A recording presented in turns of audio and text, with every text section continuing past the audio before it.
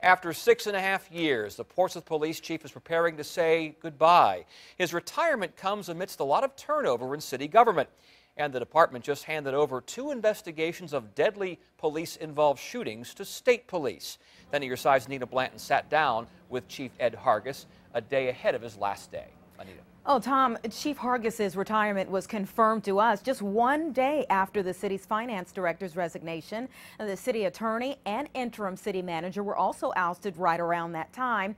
But when I sat down with him today, he said he's been planning this move for a while. Between trips to turn in equipment and quick meetings to say goodbye to friends throughout the department and the Portsmouth community, today Chief Ed Hargis spoke to me about a term that's been filled with many accomplishments and one that's had no shortage of uphill battles too. What was challenging about Portsmouth?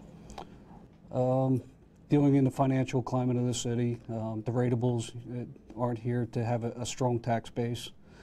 So you always had to take a look at applying for grants or using asset forfeiture to the most efficient way to accomplish what needed to be done. Budgeting to serve a city of nearly 100,000 people has been an issue nearly from day one. I walked in the door and we were faced with a budget cut that caused furloughs for civilian employees. The following year there was a cut to the sheriff's budget, and I ended up picking up the booking process and the warrants, and we established a fugitive unit. He also managed to add some new technology to the force as well. We've upgraded all the computers in the cars. We've working on a new radio system. We're going to be launching the body cameras on the officers probably late summer, early fall. All tools that he says have and will continue to help cut back on crime in the city over time. Something he says he targeted right off the bat. And to date, violent crime in the past 6 years that he's been chief, he says, is down 24%.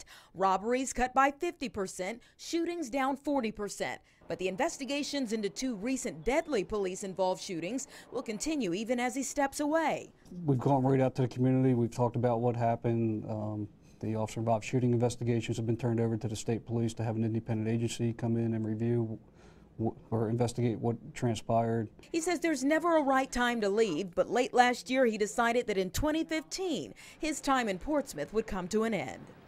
Hargis says that he's looking forward to the future, not only for himself and his family that's still in New Jersey, but I asked what his hope is for the Portsmouth Police Department in the future. He immediately said more funding to get a new facility that can handle their workload and number of officers. We've posted the full interview on WAVY.com. You can see it there. For now in the newsroom, Anita Blanton, 10 on your side.